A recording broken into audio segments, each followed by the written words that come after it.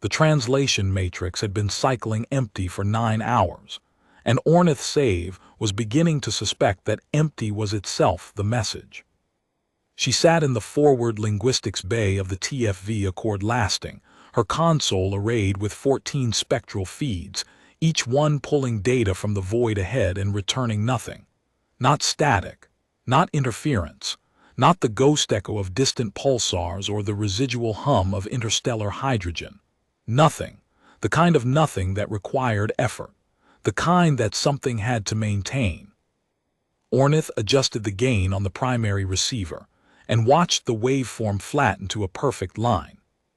She had spent 22 years as a diplomatic translator for the Tessarine Federation, a loose coalition of 11 species, none of them individually powerful, all of them collectively stubborn enough to survive the galaxy's larger empires by being too useful to destroy. She had translated ceasefires between the Kelvari and the Drathan. She had decoded the bioluminescent negotiation language of the Cethisi, which used color temperature shifts so subtle that most species could not perceive them without augmentation. She had sat in a room on Covenant Station with 3 Garen warlords who had spent 4 hours debating whether the Federation's trade compact constituted an insult to their ancestral honor, and she had found the 18 words in High Garen that turned the insult into a compliment without changing the terms. Language was pattern. Every species she had ever encountered produced patterns in sound, in light, in chemical emission, in electromagnetic pulse, in the way they arranged silences between statements. The gaps between words carried as much meaning as the words themselves. In the Drathan modal system, a pause of precisely 1.4 seconds between clauses signified conditional tense. In Kelvari diplomatic protocol, silence lasting longer than 6 seconds was an implicit threat. Even the machine intelligences of the Heron cluster, which communicated in compressed data bursts, left structured gaps in their transmissions that functioned as punctuation commas, periods, the equivalent of a raised eyebrow. This silence ahead of the Accord lasting was different. It was not a gap between statements. It was not a pause for emphasis. It was the silence of a door that had been closed so thoroughly that even the hinges had been removed, and whatever stood behind it was waiting to see if you had the patience to knock. Translator save. Captain Vesk Orana's voice came through the bay's internal comm, clipped and precise. Orana was Tessarine's same species as Ornith, bipedal, narrow-framed, with the gray-blue dermal plating that marked their evolutionary origin on a high UV world. She ran the Accord lasting the way she ran her sentences, nothing wasted. Report on signal environment. Total absorption across all monitored frequencies, Captain. Every probe signal we've transmitted into the contact zone has been accepted and not returned. No reflection, no scatter, no attenuation signature. The zone is not blocking our signals. It is receiving them. A pause, 3 seconds. In Tessarine professional cadence, 3 seconds meant the speaker was revising an assumption. Receiving implies processing. Yes, Captain. And processing implies intelligence.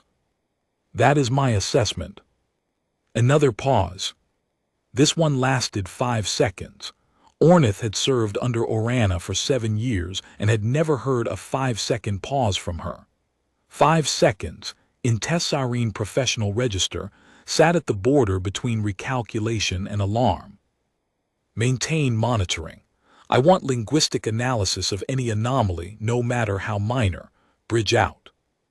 The channel closed.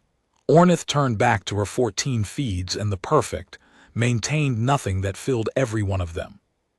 The Tessarine Federation had sent the Accord lasting into the region, the old charts called the Kethara Abyss 6 weeks ago, following a navigational anomaly that 3 separate survey drones had flagged and then failed to explain. The Abyss was a dead zone, 200 light-years of space between the Federation's trailing border and the emptiest arm of the galaxy, a region where no signals had ever been detected, no transits had ever been logged, and no species in the Federation's extensive diplomatic registry had ever claimed territory. The old Garan star maps marked it with a glyph that translated as floor without echo. The Drothan Navigational Archives simply left it blank. The Cethisi, whose bioluminescent deep memory culture preserved records stretching back 14,000 years, had one reference to the abyss in their entire historical corpus.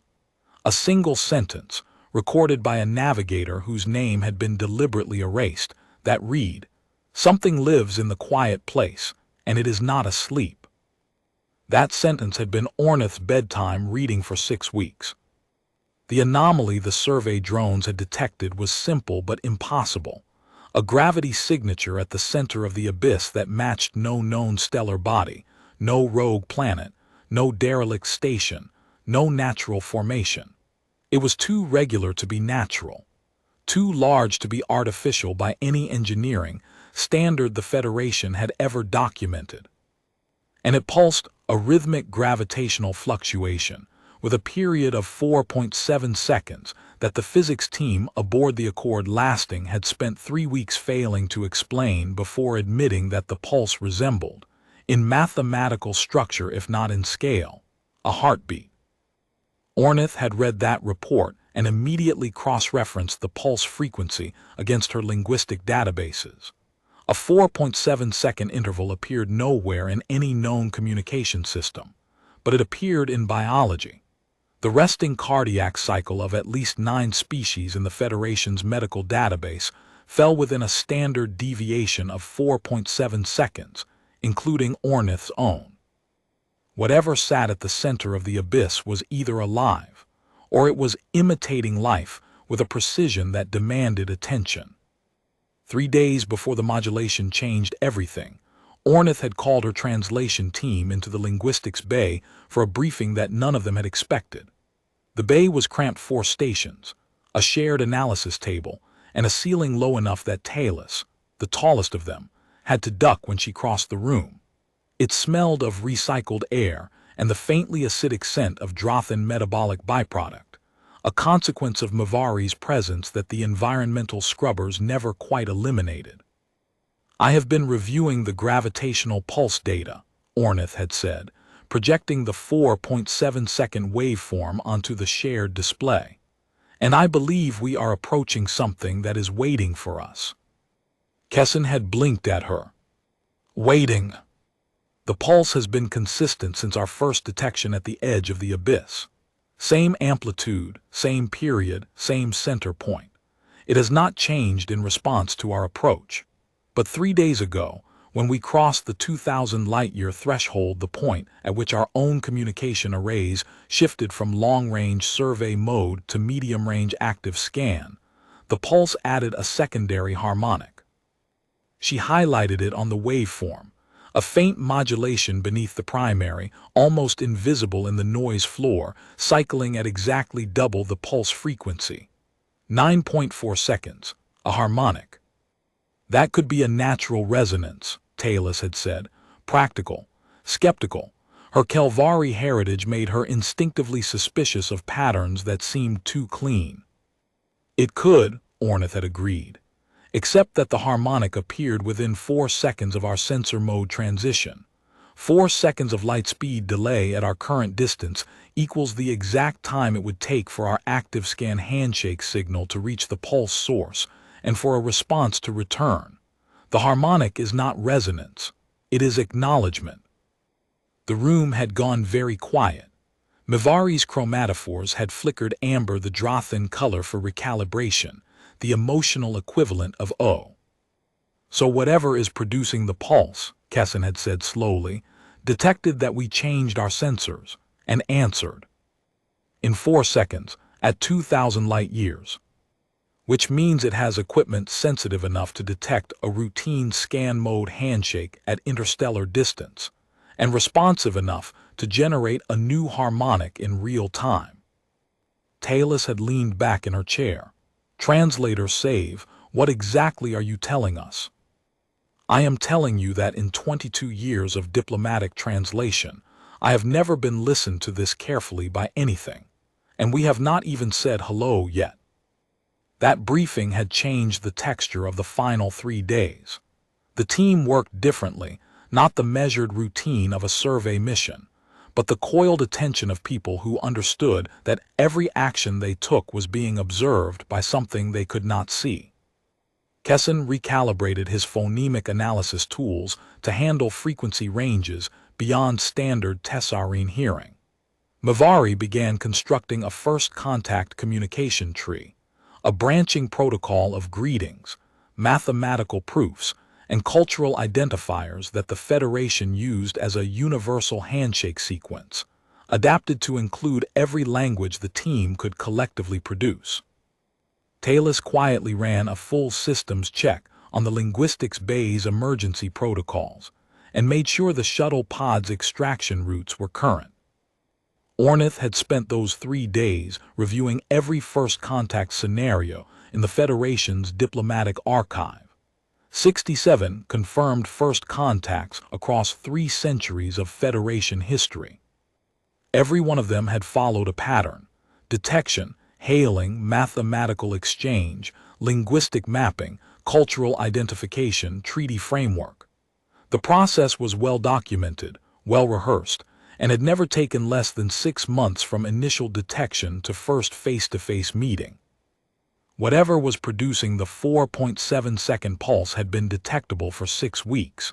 It had acknowledged their approach in 4 seconds, and it had been sitting in the abyss, based on the Sethesi historical reference, for at least 14,000 years.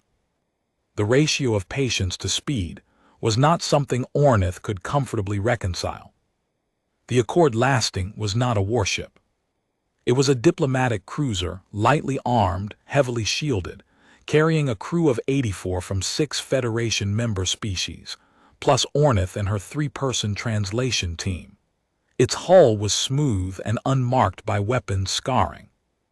Its communication arrays were oversized relative to its mass, because the Tessarine Federation believed, with the conviction of a coalition that had survived 3 centuries by talking instead of shooting, that the first tool you pointed at the unknown should be a microphone, not a gun. But there were guns. Ornith was not naive. The Accord Lasting carried defensive armaments point defense systems, a modest torpedo complement, electronic countermeasures. And trailing the cruiser by 11 million kilometers, running dark and silent, was the Federation's insurance policy. The TFS Quiet Margin, a Kelvari-built fast-attack frigate carrying enough firepower to crack a small moon, crewed by 40 Kelvari combat specialists who considered diplomacy a polite word for the thing you did while the targeting solutions matured. Orana knew the quiet margin was there. Ornith knew. The Federation Council, which had authorized this mission after 4 months of debate that Ornith had translated portions of, knew. Whether whatever waited in the abyss knew was the question that kept Ornith awake at night. She pulled up the contact zone's gravitational profile and overlaid it with the linguistic silence. 2 datasets, one physical, one communicative. Both showing the same thing, a presence that was massive, rhythmic, and deliberately withholding. In Ornith's professional framework, deliberate withholding was the first stage of negotiation. You did not speak until you had assessed whether the other party could hear you. You did not reveal yourself until you understood what the reveal would mean. Whatever was in the abyss was listening. Her secondary console chimed. Ornith's fingers moved before her conscious mind registered the alert 22 years of training compressed into reflex. The spectral feed on Channel 7 had deviated from its flatline. Not a signal. Not yet. A modulation, a ripple in the perfect nothing, lasting 0.3 seconds, centered on a frequency that Ornith's system flagged as lying exactly between Tessarine standard hailing and Kelvari emergency broadcast. Exactly between. Not close. Not approximate. Exactly between, to a precision that would require knowledge of both frequencies. She replayed the modulation 11 times. She mapped its harmonic structure. She ran it against every first contact protocol template in the Federation's diplomatic archive. No match. But the harmonic structure was not random. It was bifurcated two tonal centers, evenly weighted, balanced against each other like two hands pressing together. Two between two known frequencies, balanced. Ornith's throat tightened. In 22 years of translating between species, she had developed an instinct for the moment a silence became a conversation. This was that moment. Captain Orana, she kept her voice level. I have a contact event on Channel 7. Single modulation, 0.3 seconds duration, centered on a frequency that bisects Tessarine standard hailing and Kelvari emergency broadcast. The modulation is structured, not random. I believe it is a greeting. Orana's response came fast, a greeting that uses our frequencies. Our two most common frequencies, perfectly centered between them. Whatever produced this modulation knows our communication standards. At minimum, it has been listening long enough to map our broadcast environment. How long would that require? Ornith had already calculated. The Tessarine standard hailing frequency has been in use for 600 years. The Kelvari emergency broadcast for 900. To map both and center between them, the entity would need exposure to extended samples of each. That means proximity to Federation space. That means duration. Centuries. At minimum. The bridge went quiet for 8 seconds. Ornith waited. She could feel the moment stretching the seconds in which a captain's decision would determine whether this became a first contact event or a threat assessment. Two paths diverging at a frequency that sat, with impossible precision, between hello and help. When Orana spoke again, her voice had shifted, not louder, not faster, but denser. Every word weighted. Translator save, I am elevating you to primary contact advisor. All communication decisions route through your console. Prepare a response protocol. The comm channel stayed open. Ornith could hear the bridge crew's murmured activity, tactical repositioning, sensor recalibration, the quiet margin being notified through the encrypted relay. She heard the Kelvari escort captain's voice, tinny through the relay, demanding a threat assessment. Orana shut that channel with 2 syllables of command shorthand that translated roughly as I will tell you when you need to know. Ornith constructed her reply on the same centered frequency, a simple carrier wave, unmodulated, lasting 0.3 seconds. A mirror. In every diplomatic framework she had studied, mirroring was the safest first response. I heard you, I understood the shape of what you sent, I am answering in kind. She transmitted. The reply came in 4 seconds. Not a mirror, an expansion. The same centered frequency, but now the modulation carried structure, a rising tone, a falling tone, a silence of precisely 1.4 seconds, then both tones sounding together in harmony. Ornith's linguistic training fired on every cylinder. Rising tone, a question in most tonal languages. Falling tone, a statement or a name. Silence of 1.4 seconds, she froze. That was Drothan conditional tense, the exact interval. Not an approximation. The exact 1.4 second pause that Drothan speakers used to indicate conditional mood, an interval so culturally specific that Federation translators trained for 3 years before they could reproduce it consistently. And then both tones together, resolution or agreement or introduction. It knew Drothan. Kessin, her youngest translator, a Tessarine on his first deep space assignment, barely through his certification, assigned to this mission because nobody at the diplomatic corps had expected the Abyss to produce anything worth a senior linguist's time, looked up from his station. His dermal plating had gone pale, the gray-blue fading toward white. The Tessarine stress response. Translator save. That interval. I know. That's not something you pick up from intercepted broadcasts. Drothan conditional tense requires contextual understanding. You have to know what the speaker is trying to say, not just how they say it. You have to understand the grammar. I know, Kessin. Which means whatever is out there didn't just hear us, it understood us. She turned back to her console and transmitted again. This time the Cethesy color temperature greeting converted to an audio frequency analog. A warm to cool sweep, the chromatic handshake that meant I come without weapons, I come with curiosity. The Cethesy protocol was the most obscure of the Federation's 11 diplomatic languages, a visual language compressed into sound, used almost exclusively among Cethesy diplomats and the handful of non-Cethesy translators who had learned to think in light.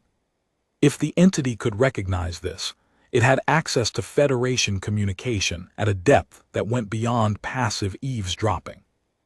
The response arrived in 2 seconds. The entity reproduced her sweep perfectly, including the micro-fluctuations in temperature gradient that were Ornith's personal translational fingerprint, the tiny imprecisions that marked her rendition as her own rather than a textbook template. It had not merely recognized the protocol. It had identified her individual rendering. Then it added something, a third tonal layer beneath the sweep, a low harmonic that pulsed at 4.7 seconds. The heartbeat, the gravity pulse. The thing at the center of the abyss was signing its replies with its own vital rhythm. It was introducing itself. Mivari, her Drothan specialist, 40 years of field work, 7 first contact scenarios, a face that revealed nothing unless her chromatophores gave her away, spoke from the adjacent station. It is offering identity markers. The heartbeat signature is the equivalent of a name. More than a name, Ornith said. It's offering proof of life. It's saying, I am not a machine, I am not an echo, I am alive, and this is how I breathe. Ornith's hands shook. She pressed them flat against the console and breathed, 22 years. 900 first contact preparation simulations, 14 living languages mastered, 6 dead ones reconstructed, and nothing had prepared her for this, not for the precision of it, not for the gentleness. Because that was the quality she could not quantify but could not ignore, the transmissions were gentle, measured, careful. Each response was calibrated to her previous transmission, meeting her at exactly the complexity level she had offered, never exceeding it, never overwhelming. It was the behavior of an intelligence that understood what it meant to be too loud in a conversation. An intelligence that had learned, perhaps from long observation, perhaps from long patience, that the first moments of contact were fragile. Captain, she said, and her voice cracked on the second syllable. She steadied it. The entity is linguistically sophisticated beyond any first contact scenario in our database. It has knowledge of Tessarine, Kelvari, Drothan, and Cethesy communication frameworks. It is responding adaptively and proportionally. I recommend we proceed to structured exchange. The quiet margin is requesting weapons-free authority, Orana said, flat, informational. Captain, if that frigate opens fire on an intelligence that just demonstrated knowledge of 4 Federation languages and introduced itself with a heartbeat, the Federation will have committed the most catastrophic diplomatic failure in its 300-year history. A pause, 4 seconds. Weapons-free denied. Translator save, proceed with structured exchange. Quiet margin holds position. Ornith constructed the next transmission with the care of a surgeon. She used the Federation's standard mathematical introduction, a prime number sequence, followed by a geometric proof, followed by a base-10 counting frame. The mathematical language of we are rational beings, used across 67 known first contact events in galactic history. The response came in 1.2 seconds, not a repetition, not a mirror, a completion. The entity finished her prime sequence with the next 6 primes. It completed her geometric proof and extended it into 3 dimensions she had not included. And then it added something that made Ornith's vision blur, a musical phrase, not mathematics, not language, music. A melodic sequence built on the mathematical ratios she had provided, transformed into something that was, unmistakably, beautiful. Harmony derived from prime intervals. Rhythm built on the 4.7-second pulse. A song made from numbers. She played it through the linguistics Bay's speakers. Kesson stopped working. Mavari's chromatophores shifted to the deep violet that meant awe. Talis Hafkelvari signals analyst. 2 combat tour before requesting transfer to diplomatic corps. The hardest person in the room to impress set down the stylus she had been using to notate signal characteristics and said, very quietly, "Play it again." Ornith played it again. The melody filled the small bay, riding on the 4.7-second pulse, each phrase building on the last, the mathematical ratios opening like doors into rooms of pure sound. It lasted 19 seconds. When it ended, the silence it left behind was warmer than the silence that had preceded it. Talis broke the quiet first. The harmonic structure uses intervals that don't exist in any Federation musical tradition, but they're mathematically perfect. Whoever composed this thinks about sound the way we think about architecture: load-bearing ratios, structural harmonics, resonance as a design principle. "It's not just composed," Ornith said. "It's offered. This is a gift. Mathematics says I am rational. Music says I am more than rational." Whoever is out there wanted us to know that they are not merely an intelligence. They are a culture. She transmitted a response. The Tessarine lullaby her mother had sung to her when she was small, the one with the falling thirds and the sustained final note that meant I am here, I am here, I am not leaving. She did not translate it into mathematical analogues. She sent the melody raw, unprocessed, in her own voice, recorded into the console and broadcast into the abyss.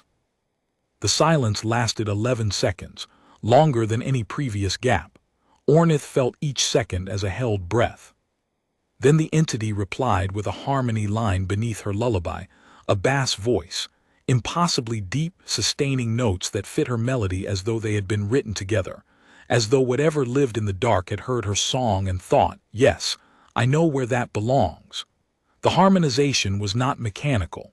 It breathed. It swelled where her melody swelled and softened where hers softened. It followed the emotional contour of a song it could never have heard before, responding not to the notes, but to the feeling behind them. Ornith was crying. She was aware of this and did not care. Mavari's chromatophores had gone through violet into a color Ornith had never seen, a deep, luminous indigo, that the Drothan reserved for experiences that expanded the boundaries of what they believed possible. "Captain Orana," Ornith said, wiping her face with the back of her hand, "I am requesting permission to initiate visual spectrum probe of the contact zone. I believe the entity will allow it." "On what basis?" "It is harmonizing with us, Captain. It wants to be seen."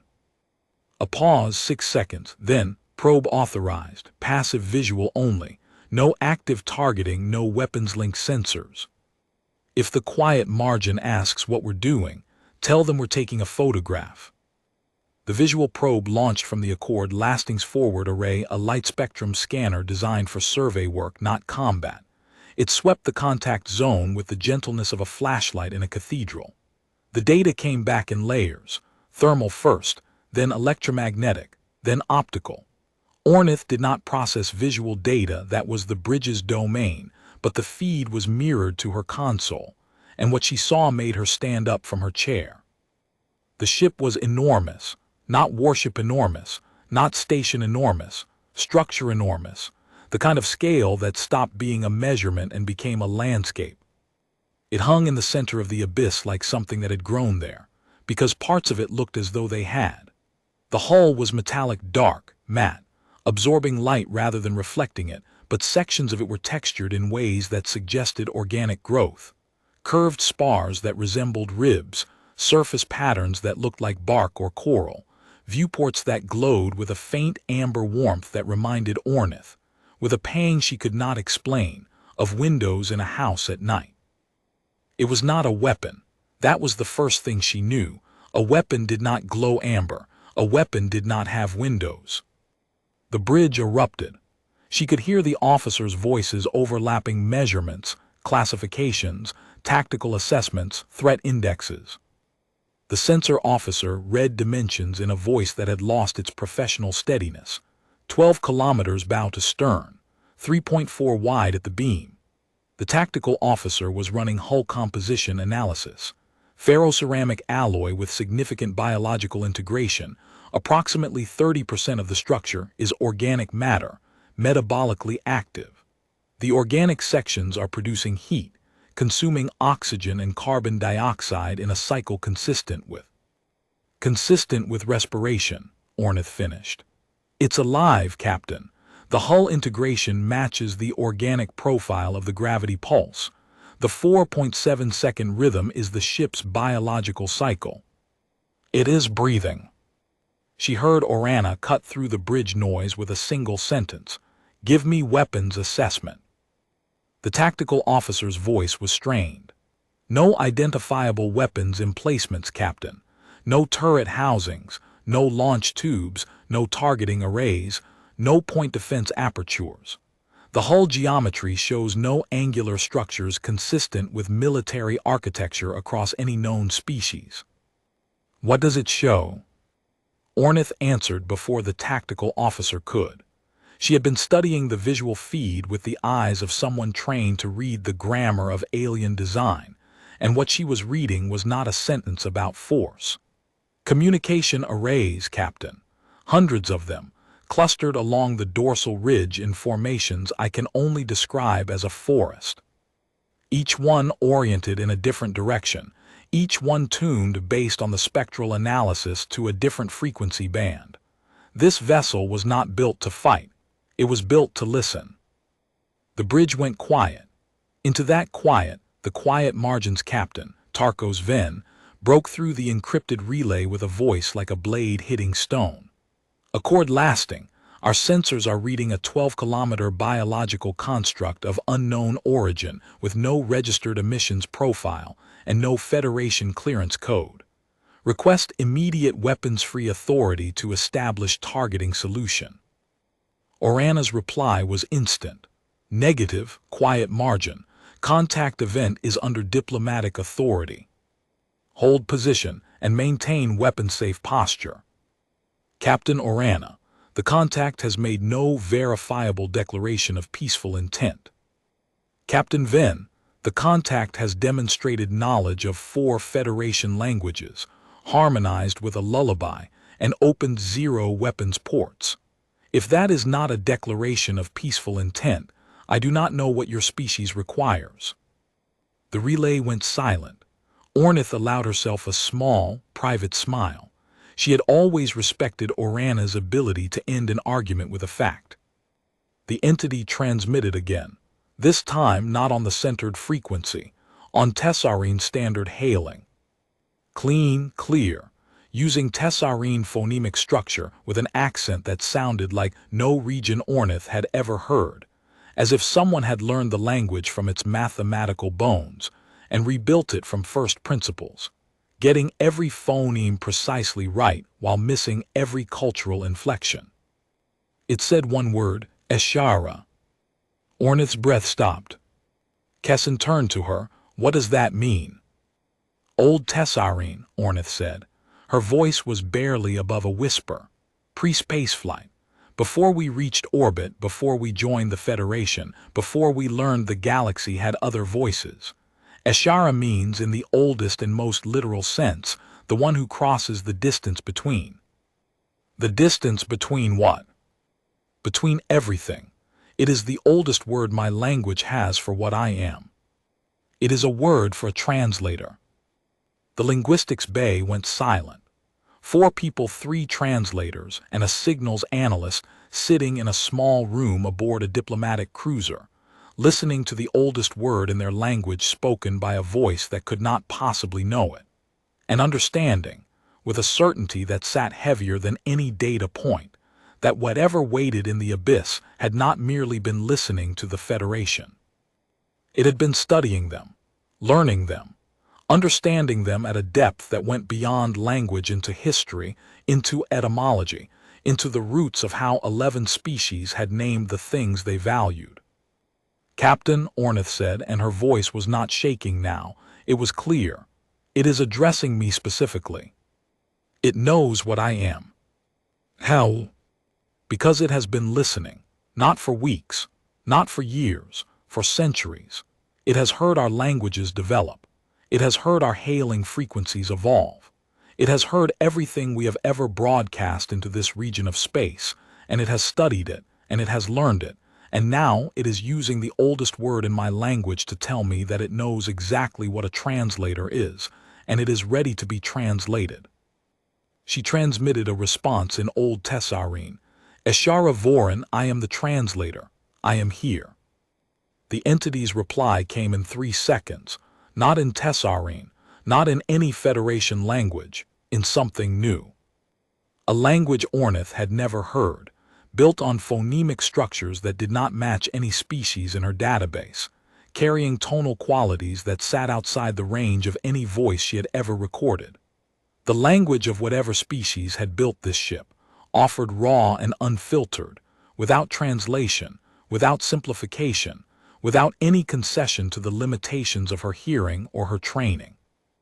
It was a gift, the most valuable gift one species could offer another in a first contact scenario, the sound of their actual voice. Ornith listened. She turned every analytical instrument in the linguistics bay toward the signal and opened herself to it the way she had been trained, without assumption, without framework, without the reflexive impulse to categorize before she understood. The first thing she noticed was the density. The language carried more information per second than any communication system in the Federation's database. Where Tessarine used approximately 8 phonemes per second in conversational speech, and Kelvari used 12, and the Heron machine intelligences compressed to roughly 40 data points per second. This language ran at what Talus measured as 63 distinct phonemic events per second, each one clean, each one distinguishable, none of them blurred or lost in the stream. The speed implied a vocal apparatus of extraordinary precision, and a cognitive architecture designed to process language at rates that would overwhelm most Federation species. But it was not speaking at 63 phonemes per second to overwhelm. It was speaking at that rate because that was its natural cadence. And as Ornith listened, she realized something else. The entity was already slowing down. Its initial burst had been the fastest, the unbridled first expression of a voice that had been silent for centuries, the outpouring of a species that had been waiting to speak and could finally let the words come.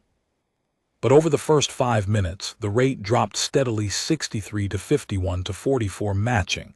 She realized with a chill the approximate processing speed that Tessarine neural architecture could handle. It was not just speaking. It was calibrating its speech to her cognitive limits in real time without being asked. She mapped the phonemic inventory, 37 distinct consonant sounds, 12 vowels, 4 tonal registers, and a rhythmic structure built on the 4.7-second pulse that underlay everything, the heartbeat that was both biological truth and linguistic foundation. The language was dense, layered, and startlingly musical. Every sentence she captured carried harmonic overtones that suggested the speakers, whatever they were, had voices capable of producing multiple tonal layers simultaneously, like a choir compressed into a single throat. She worked for 40 minutes, and the work was unlike anything she had done before. Kesson and Mavari fed her parallel analyses, phonemic frequency distributions, syntactic pattern recognition, semantic clustering, and each new layer they uncovered changed the shape of what she thought she was hearing. The entity did not transmit in a single stream. It transmitted in layers. The primary voice carried the narrative content, long, structured passages that Ornith recognized by their internal repetition and variation as something between a speech and a story. But beneath the primary voice, at a lower amplitude, ran a secondary channel, a commentary track, a set of annotations that seemed to mark the emotional register of each statement. And beneath that, barely perceptible, a third layer that Kesson identified at minute 22 as a structural map of the language itself. "It's teaching us," he said, his voice raw with disbelief. The third layer is a grammatical key. It's marking subject, verb, object, modifier, providing the parsing instructions alongside the content. It's not just speaking. It's giving us the tools to understand what it's saying. Mivari verified the finding independently. Her chromatophores cycled through 3 shades of violet in rapid succession, the Drothan equivalent of running a computation too complex for conscious processing and letting the body's chromatic system express the result. Confirmed. The structural layer correlates with syntactic boundaries in the primary content at 94% consistency. This is not an accident. This is pedagogy. Ornith sat with that for a moment. The entity was not merely speaking to them. It was teaching them its language in real time, while simultaneously telling them a story in that language. And it was doing both with a patience and precision that suggested it had thought very carefully about how to make itself understood to someone who had never heard a single word of its tongue. The narrative it was telling her was dense with detail. She could not yet parse the full content, but certain patterns emerged through repetition. A word that appeared at the beginning of many sentences, always in the 4th tonal register, the timeless register, the one that meant always and never, which she tentatively glossed as the crossing or the journey. A cluster of words that co-occurred with rising tonal inflection, suggesting questions or seeking. And a word that appeared only once every few minutes, always preceded by a long silence and delivered in the highest emotional register. A word she could not translate but whose placement suggested it meant something like the reason or the purpose. Whatever story the entity was telling, it was the story of why it was here, why it had crossed the abyss, why it had waited. Every few minutes, the quiet margin pinged the encrypted relay. Status request. Threat assessment. Tactical update. Orana answered each ping with the same 2-syllable shorthand. Stand by. Ornith could hear the Kelvari captain's frustration building like pressure behind a dam. The Kelvari were a species that processed uncertainty as threat. 40 minutes of untranslated alien speech was, for Tarkos Ven, 40 minutes of escalating danger. At the 40-minute mark, Ornith had enough structure to attempt a first mapping. The language had a subject-verb-object core, modified by tonal register, low register for statements of fact, mid-register for relational statements, high register for emotional content, and a 4th register, the lowest, barely audible, that seemed to carry temporal markers. Past, present, future, but also something else. A tense she had no word for. A tense that seemed to mean always and never simultaneously, a grammatical construct for things that existed outside of time. She explained this to the bridge. Orana asked the question that a captain would ask, "Can you use it?" "I can try." Ornith spoke her first word in their language at minute 44. A simple word reconstructed from the pattern, Varath. Based on its position in 11 separate sentences, its tonal placement in mid-register, and its consistent co-occurrence with what she believed were self-referential markers, she estimated it meant we or us, or the ones who are speaking. The entity went silent for 4 seconds. Then it transmitted a single tone, a pure, sustained note at the exact center of Ornith's hearing range, held for precisely 4.7 seconds. It was applause, or gratitude, or recognition. She could not parse it yet, but she knew what it felt like. The moment in every negotiation she had ever conducted when the other side realized you were actually trying to understand them, not just to manage them. Talus pulled up the signal analytics and showed Ornith something she had been tracking. Every response the entity has given you has decreased in latency. First reply, 4 seconds. Lullaby harmonization, 11 seconds, but that was a creative response, not a lookup. The word in Old Tessarine, 3 seconds. This last reply, 4 seconds flat. It's not searching a database. It's thinking in real time, and the more you give it, the faster it responds. "It's learning how to talk to me," Ornith said, "just as I'm learning how to talk to it." No, Talus said. It already knew how to talk to you. It's learning how to trust you.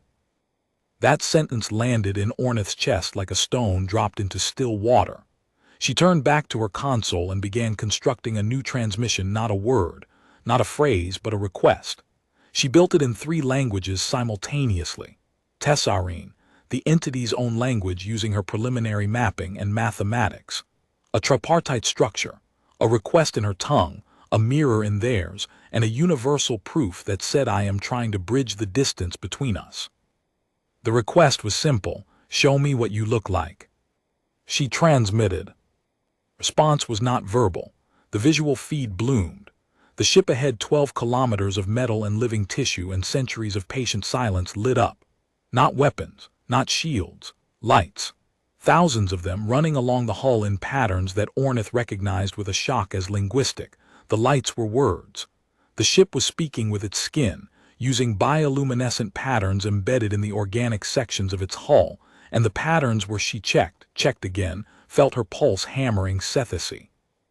The Cethesy color language, the chromatic vocabulary of the one Federation species that communicated in light, rendered on the hull of an alien vessel at a scale that turned the entire ship into a single glowing sentence.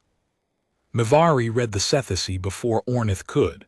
Her chromatophores flared deep gold, a color that in Drothan meant I am witnessing something that will change everything I know. It says, we have waited long enough. Come closer. We will show you what we are. The bridge erupted again. Orana was issuing orders: approach vector, sensor alignment, security protocols. The quiet margin broke through the relay with renewed demands for tactical authority. Ornith heard Orana's voice, hard and final. Quiet margin, you will hold position and you will maintain weapons safe, or I will log you for insubordination before the Federation's Joint Command. Is that clear, Captain Venn? A silence from the relay.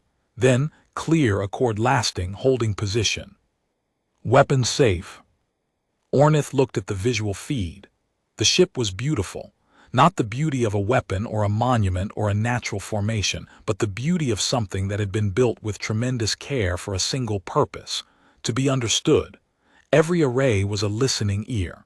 Every light was a word. The 4.7-second pulse was a heartbeat that said, I am here, I am alive, I am patient, and I have been waiting for you. She transmitted the Tessarine word for yes. Mivari, who had said almost nothing for the past hour, her chromatophores speaking for her in colors that ranged from violet awe to gold witness, finally broke her silence. Translator save. I have been a xenolinguist for 40 years. I have participated in 7 first contact scenarios, from the Drothan border negotiations to the Haran machine intelligence handshake. I have never seen anything like this. Ornith waited. Mivari was not a woman who spoke without purpose. Every first contact I have been part of followed the same arc: mutual suspicion, careful overture, mathematical exchange, slow linguistic mapping, treaty framework. It took months, sometimes years. The process was designed to manage risk, and it worked, but it was also designed by species who approached the unknown as a potential threat first and a potential partner second. She paused. Her chromatophores settled on a color Ornith had never seen on a Drothan, a luminous, warm amber that seemed to glow from within. This entity approached us the opposite way. It assumed partnership first. It learned our languages before we arrived. It prepared a greeting that would resonate with our cultural frameworks. It built a ship covered in text that we could read. Every action it has taken has been designed not to manage risk but to build trust. Another pause. In 40 years, I have never been trusted this much by a stranger, and I do not know how to deserve it except to be worthy of it. The amber on her chromatophores held steady. In Drothan chromatic language, sustained amber meant I am making a promise. Ornith reached across the gap between their consoles and placed her hand on Mivari's forearm. The Drothan skin was cool, textured, and the chromatophores beneath Ornith's fingers pulsed once in acknowledgement. We will be worthy of it, Ornith said. Captain Orana brought the accord lasting forward. Slowly. The diplomatic cruiser crossed the contact perimeter at 1/4 thrust, its communication arrays wide open, its weapons cold, its hull unmarked and unafraid. Behind them, 11 million kilometers back, the quiet margin held position, its weapons nominally safe, its crew watching their tactical feeds with the focused intensity of predators watching prey move across an open field. As they closed the distance, the entity's transmissions grew richer. More language, more structure, more layers. Ornith's team worked in a state of controlled frenzy, Kesson logging phonemic data so fast his fingers blurred. Mavari translating the Cethesi hull patterns in real time as the bioluminescent text shifted and evolved with each new sentence.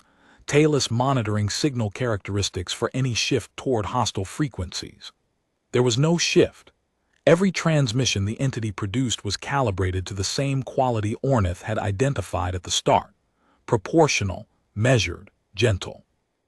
It was speaking to them, the way you speak to someone you have been watching through a window for a very long time, and have finally decided to invite inside. At 8,000 kilometers, the Accord Lasting's medical officer, a Cethesi named Prelith, broke into the linguistics channel with a report that nobody had requested. The ship's ambient biological sensors, passive systems designed to detect contaminants and biological hazards at range, were registering anomalous readings from the alien vessel. Not danger readings, not threat indicators.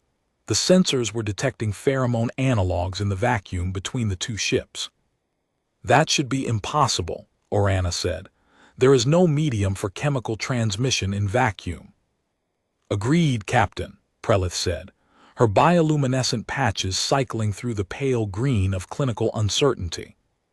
And yet the sensors are registering complex molecular signatures at increasing density as we approach. The molecules are not diffusing from the vessel's hull. They are being projected, carried on a focused particle beam so narrow that it is entering our forward sensor intakes without scattering. The vessel is, in effect, speaking to our medical systems in a language of scent. Ornith cut in. What does it smell like? A pause. Prelith was a clinician, not a translator. The question confused her. I am asking you to interpret the molecular signature as a communication, not as a biological hazard. What is the emotional quality of the scent? Another pause, longer. Then, the dominant molecular group is structurally similar to tessarine oxytocin. The secondary group resembles Cethesi bonding pheromones. The tertiary group, I cannot identify it. It does not match any species in our database. But the overall profile, if I were to interpret it as a communication, she stopped, started again.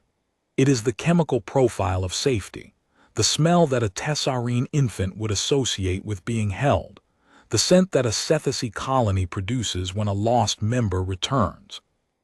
It is Captain. The vessel is telling our bodies that it is not a threat, in a language that bypasses our minds entirely. The bridge was silent for 4 seconds. Ornith counted. She was counting everything now. Captain, Ornith said, the entity is communicating on every channel simultaneously. Sound, light, gravity, mathematics, language, and now biochemistry. It has learned how every species in the Federation perceives the world, and it is speaking to all of those perceptual systems at once. It is not just saying it means no harm. It is making us feel safe. Do you understand the sophistication required for that? Orana's response was dry. I am beginning to. At 5,000 kilometers, the entity transmitted a new signal type, a directional pulse aimed not at the Accord Lasting but past it, toward the position of the quiet margin. Ornith's blood went cold. Talus grabbed her console. The bridge went silent. The pulse carried a single transmission. The Kelvari greeting of non-aggression, rendered in perfect Kelvari tonal protocol, followed by a mathematical proof demonstrating the exact distance between the quiet margin and the Accord Lasting, and then a silence of precisely 6 seconds. 6 seconds, the Kelvari implicit threat interval, but inverted. Instead of "I am a threat delivered through silence," the entity was saying, "I know you are there, I know what you are, and I am not afraid of you." The 6-second pause was not a threat. It was a demonstration. "I understand your language well enough to use your silences as sentences." Orana's voice, very quiet. "The quiet margin is hailing us." "Let them," Ornith said. "The entity just told them it knows they're hiding, in their own language, using their own threat protocol. If Captain Ven can't read that as a peace gesture, he's in the wrong profession." At 2,000 kilometers, the visual feed resolved the ship's surface details. The hull was not uniform. It was covered in markings, not paint, not etching, but grown. Organic patterns that spread across the metallic surface like lichen on stone, forming symbols and structures that Ornith's team could not read, but that carried the unmistakable visual grammar of a written language. The ship's hull was a book, a record, a message to whoever came close enough to read it. Kesson was scanning the hull markings with a magnification tool, mapping symbol frequencies. "These aren't decorative," he said. "The distribution follows Zipf's law, the same frequency rank pattern that every natural language in the Federation's database follows. This is text, thousands of pages of it, written on the outside of the ship where anyone approaching would see it." "A welcome mat," Taylor said, 12 kilometers long." Mavari was running the hull markings through her own analysis, comparing the symbol set against Drothan pictographic archives. "The text is not monolingual," she said, her chromatophores flickering with the rapid-fire color shifts that indicated deep analytical engagement.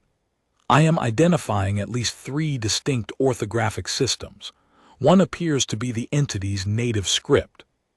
The second uses geometric primitives, circles, lines, angles that resemble the universal mathematical notation the Federation uses in first contact packages. And the third," she paused. Her chromatophores went white. "The third is Sethesi deep memory notation, the archival script, the one that the Sethesi themselves only use for records intended to last millennia." Ornith crossed the bay to look at Mavari's display. The magnified hull markings filled the screen, dense, intricate, layered. And there, woven between the alien text and the mathematical notation, unmistakably, the flowing chromatic script of the Sethesi deep memory tradition. The most durable, most sacred writing system in the Federation, used only for records of existential importance. Records meant to outlast civilizations. "What does the Sethesi section say?" Ornith asked. "I can only read fragments at this resolution, but one phrase repeats, 'For the ones who come after the silence.' For the ones who come after the silence." Ornith stared at the text and understood, with a clarity that felt like stepping off a ledge, that the hull of this ship was not just a welcome mat. It was a monument, a record carved into the skin of a living vessel, written in 3 languages their own, the universal and the most durable script of the people they had come to meet, so that no matter who arrived first, no matter which species crossed the abyss, someone would be able to read it. The ship had been built, not just to speak, but to be read. Not just for this meeting, but for any meeting, for whoever came, for the ones who came after the silence. At 1,000 kilometers, the ship opened. Not a weapons port, not a launch bay. A section of the forward hull separated along organic seams, petaling outward like a flower, revealing an interior space lit with warm amber light. Inside, visible on the visual feed, was a chamber, large, curved, empty of furniture or equipment, a room made for meeting. Its floor was dark metal, its walls living tissue that pulsed with the 4.7-second rhythm, and at its center, standing on the floor, a figure. The first thing Ornith noticed was that the figure was alone. One individual, standing in an open room, on a ship that could hold thousands. It had come to meet them the way Ornith would have. One voice, one presence, one translator stepping forward to say, "I speak for us." The second thing she noticed was that the figure was holding something. A small object, close to its body, cradled the way you might hold something precious. She could not resolve the details at this distance, But the posture was universal. She had seen it in 9 species across 3 decades of diplomatic work. The posture of offering. The third thing she noticed was that the figure was not armed. No weapon, no armor, no shield. It stood in the open, visible, vulnerable, and waiting. "Captain," Ornith said, "I am requesting permission to board." The bridge erupted. Not an argument, in the controlled chaos of a crew that had been trained for this moment and was now living it. Security protocols, atmospheric analysis, biological hazard assessments, communication redundancies, emergency extraction plans. Orana let the noise run for 30 seconds, then cut it. Translator save. You understand that no Tessarine has ever boarded an alien vessel during a first contact event. I understand, Captain.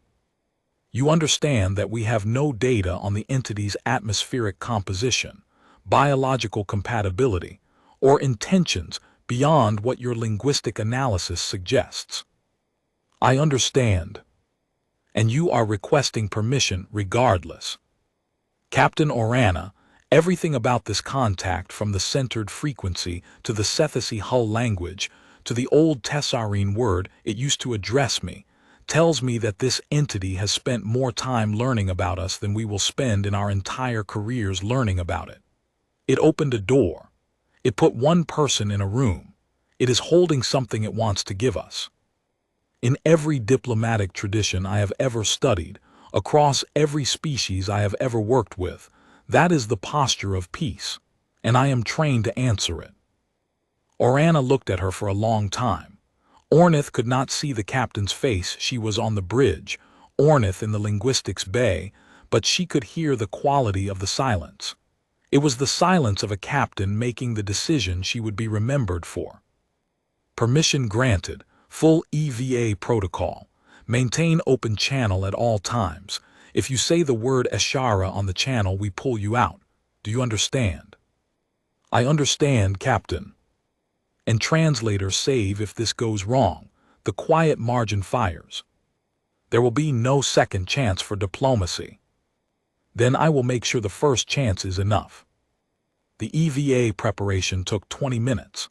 Ornith suited up in the diplomatic variant, lighter than combat EVA, with enhanced communication systems and a transparent faceplate designed to show her face, because in 37 of the 62 known spacefaring species, visible facial features were a prerequisite for trust. She carried no weapons. She carried a translation pad, a recording array, and a small emergency beacon clipped to her belt. As she sealed the suit's collar ring, Kessin appeared at the airlock door. His dermal plating had recovered from the white of stress to its normal gray-blue, but his eyes were bright with something she recognized from her own early career. The look of a young translator who had just realized that the profession he had chosen was not what he had thought it was. It was more. Translator save, he hesitated. I mapped the entity's narrative transmissions while you were being briefed on EVA protocol. The story it was telling, I think I know what it was about. Tell me. The word I glossed as journey or crossing appears 41 times in the transmission, but it's not describing a single journey. It appears in 3 distinct tonal contexts: low register for a historical crossing, mid register for the act of crossing itself, and high register for what the crossing meant. I think the story is about how the Vorath, if that is their name, found us. Not found us recently. Found us as a concept. Discovered that other voices existed. Decided that reaching those voices was worth the effort of building a ship that could survive centuries in the void, and then did it. The narrative is not a greeting, translator. It is an origin story. It is the story of why they believe contact matters. Ornith looked at him. He was 26 years old, his first deep space assignment. Nobody had expected the Abyss to produce anything. And here he was, standing in an airlock, delivering what might be the most important piece of linguistic analysis in Federation history, with steady hands and a clear voice. Kessin, when I come back, You and I are going to sit down with that narrative and build the first dictionary of a new language. Are you ready for that?" He straightened. His dermal plating flushed a shade darker, the Tessarine physiological response to pride. "I have been ready since I heard that word on the transmission. Eshara. I understood it before you translated it. I think I always knew what it meant." "That," Ornith said, "is why you will be a very good translator." She turned and entered the airlock. Talus insisted on piloting the shuttle pod. Combat-trained reflexes behind the stick, 2 routes of extraction pre-plotted, 1 finger on the emergency maneuver protocol. Ornith did not argue. She sat in the passenger seat and watched the alien ship grow in the viewport until it filled her entire field of vision, until the communication arrays along its dorsal ridge were individually visible, each one as tall as the accord lasting was long, each one aimed at a different quadrant of the sky, each one listening, still listening, always listening. They entered the opened hull section at minimal thrust. The pod's running lights cast pale blue across the organic interior walls. Up close, the walls were extraordinary, not smooth, not rough, but textured with what looked like a vascular network, veins and capillaries running through living tissue that contracted gently with each 4.7-second pulse. The walls were warm to the shuttle's external temperature sensors. The atmosphere inside the chamber registered as breathable nitrogen-oxygen mix, slightly richer in oxygen than standard Tessarine, with trace elements that the pod's analyzer flagged as biogenic but non-toxic. Ornith unsealed her faceplate. She heard Talus inhale sharply behind her. "Translator. I need them to see my face, Talus, and I need to hear their voice without a filter." The air smelled like rain. Not Tessarine rain. Ornith had never been to a world with this particular mineral composition, but rain nonetheless. Water falling through a living atmosphere, carrying the scent of soil and growth and the faint electrical charge of a coming storm. The smell of a world. Somehow, inside a ship hanging in the void between stars, the smell of a world. She stepped out of the pod and onto the dark metal floor. The surface was warm under her boots. The walls pulsed around her, and she felt the 4.7-second rhythm in her chest, in her bones, in the spaces between her thoughts. It was not intrusive. It was grounding, like standing in a room with someone whose breathing you could hear, the simple, animal reassurance of shared life. The figure stood 30 meters ahead. Ornith walked toward it. She counted her steps. An old translator's habit, the rhythm of walking helped stabilize her cognitive processing, kept her analytical frameworks active while her body moved through unfamiliar space. Around her, the chamber responded to her presence. The vascular networks in the walls shifted their pulsing pattern as she moved, brightening slightly ahead of her, dimming slightly behind, as if the ship were guiding her forward with light. The floor was not featureless. She could feel, through her boots, subtle variations in texture, ridges and channels that formed patterns she could not see but that her feet read as directional. A path. The floor had a path grown into it, leading toward the figure, and the path was calibrated to biped locomotion. To her stride length. Halfway across the chamber, she passed through a curtain of warmth, a thermal boundary that raised the ambient temperature by several degrees, bringing it precisely to standard Tessarine comfort range. The ship knew her species' thermal preferences. The ship had prepared this room for her. Ornith stopped for 3 seconds. She let the realization settle. Then she kept walking. At 10 meters, the figure shifted. Not toward her, it did not advance. It adjusted its posture. It straightened. It lifted its chin. And the ambient light in the chamber concentrated around it, the bioluminescent walls directing their glow toward the figure's position the way a spotlight would center on a speaker at a podium. The ship was presenting its representative. 27 steps total, each one on warm metal, each one guided by a floor that knew her gait, through air calibrated to her comfort, under light that brightened to lead her forward.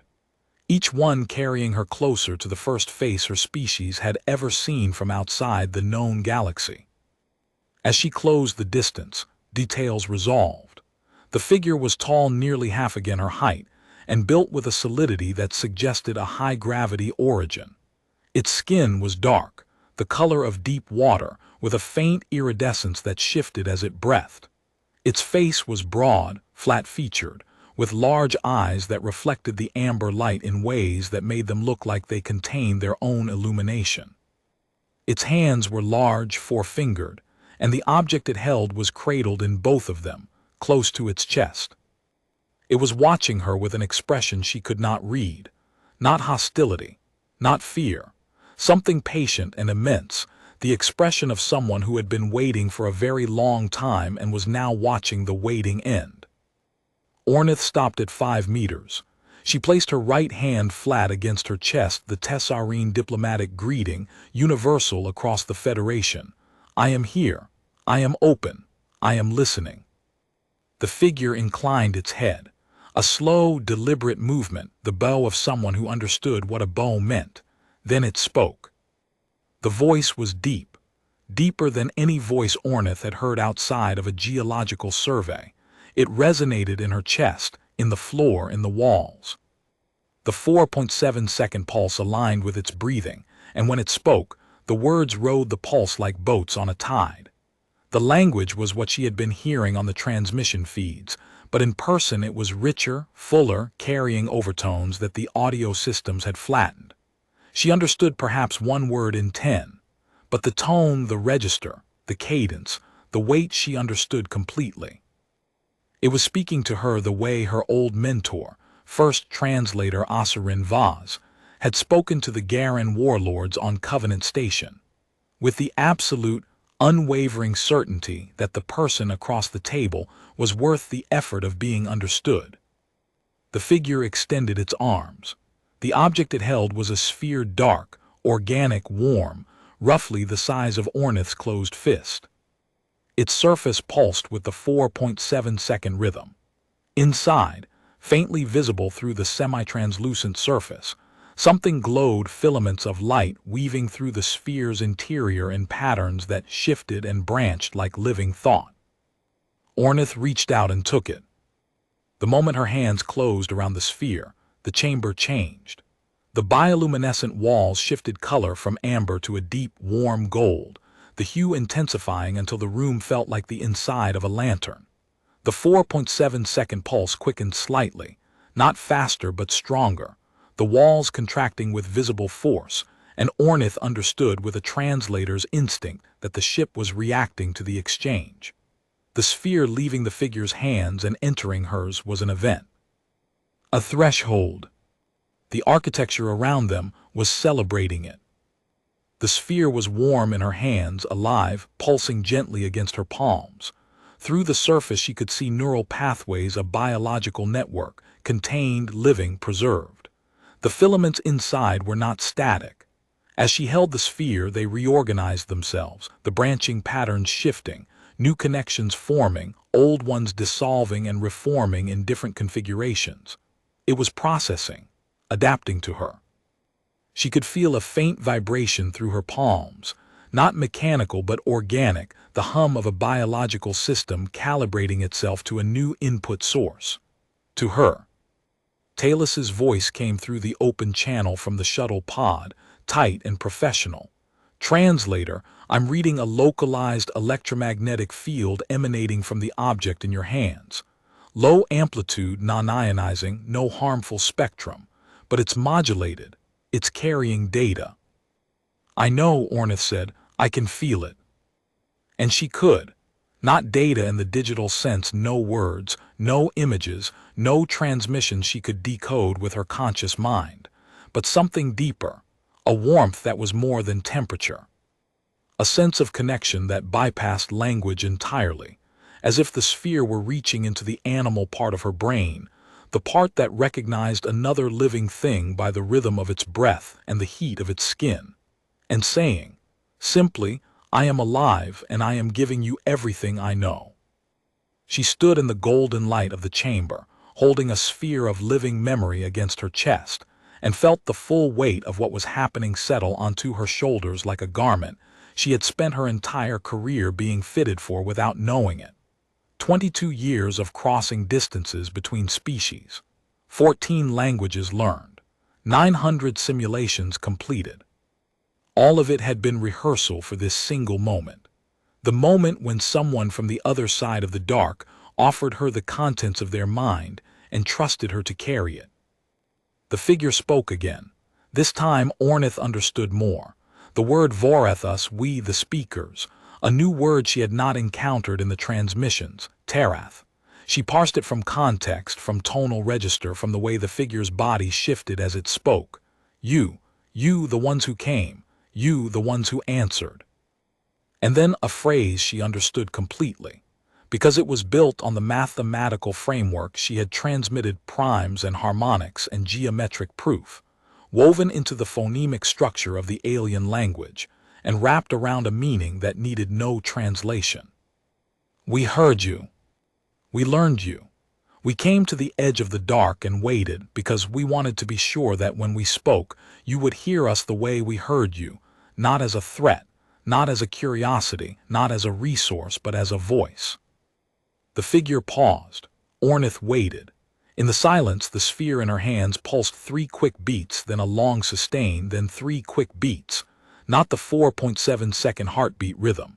Something new. She felt the pattern against her palms and recognized it with a lurch of comprehension as the mathematical analog of a question. 313. Prime bracketing. The universal interrogative structure she had used in her own mathematical greeting hours ago. The entity was asking her something. It spoke again. This time the 4th register, the timeless register, the one that existed outside past and present, and a single compound word that Ornith had to disassemble syllable by syllable before she could attempt meaning. The first element was Vorath, we, the speakers. The second was a word she had heard only once in the narrative, a word she had tentatively glossed as journey or crossing. The third was Terath, you, the ones who came. And the 4th was a word she did not know, spoken in the highest emotional register, a word that the figure's entire body leaned into as it spoke, its iridescent skin flushing with colors that Ornith's eyes could barely resolve. She held the unknown word in her mind and turned it, examined it, tested it against the emotional register of its delivery and the physical posture of its speaker, and the pulse pattern of the sphere and the amber light of the chamber and the rain smell of the air, and every other datum her senses were feeding her. 22 years of training, 14 languages. The instinct that no simulation could teach, the one that only came from sitting across from another mind and caring, truly caring, what it was trying to say. The word meant worth it. The sentence in full, we crossed the distance to you, was it worth it? Ornith looked at the figure, at the dark iridescent skin, at the eyes that held their own light, at the 4-fingered hands that had offered her a sphere of living memory, at the body that stood unarmed and unshielded in a room it had built for this meeting. She looked at it and saw what 22 years of crossing distances had taught her to see. Not an alien, not a specimen, not a contact event. A colleague, a translator on the other side of the table, asking the only question that mattered. Behind her, the open channel carried the sounds of the accord lasting, the bridge crew breathing, the quiet hum of consoles, the faint relay chirp of the quiet margin maintaining its position. 84 people from 6 species, holding still in the dark, waiting for one translator to answer a question that would define what 2 civilizations meant to each other. Ornith answered in their language, using the 4th register, timeless, outside of time, always and never. She used every fragment of grammar she had, and where grammar failed, she used mathematics, and where mathematics failed, she used the pulse of the sphere, and where the pulse failed, she used the raw, unfiltered honesty of a voice cracking under the weight of something too large for words. She said, yes, it was worth it, you were worth the wait, we are worth the crossing. It was not perfect grammar, it was barely grammar at all, but it was true and the figure understood it. Ornith looked at the figure. It looked at her. Two species, separated by 200 light-years of silent void and centuries of patient listening, standing in a room made of living tissue on a ship that breathed, holding between them a sphere of light that contained everything words could carry and everything words could not. She said in the alien's language the best sentence she could construct from the fragments she had gathered. Voreth Eshara Terath. We translate you. Or in the deeper register that she reached for without thinking, the register that meant always and never and outside of time. We are the bridge between us. The figure's eyes changed. The iridescence deepened, shifted, cycled through colors that Ornith species had no names for, and then it smiled.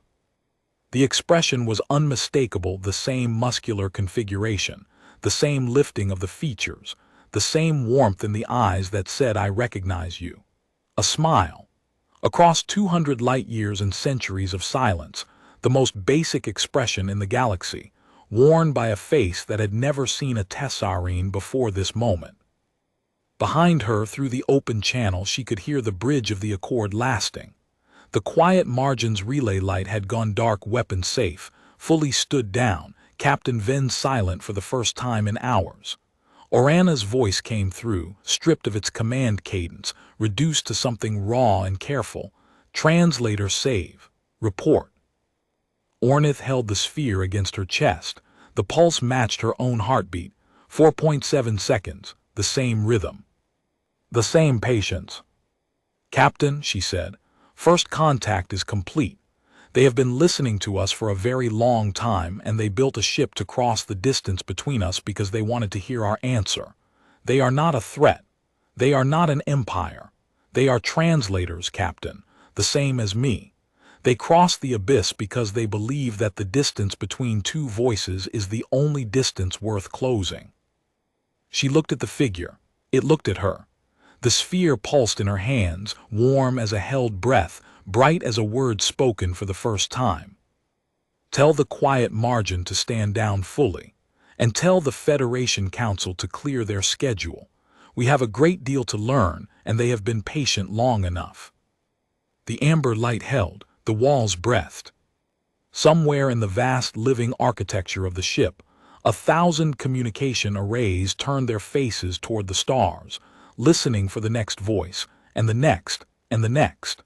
The abyss had been silent for 1,000 years. It had not been empty.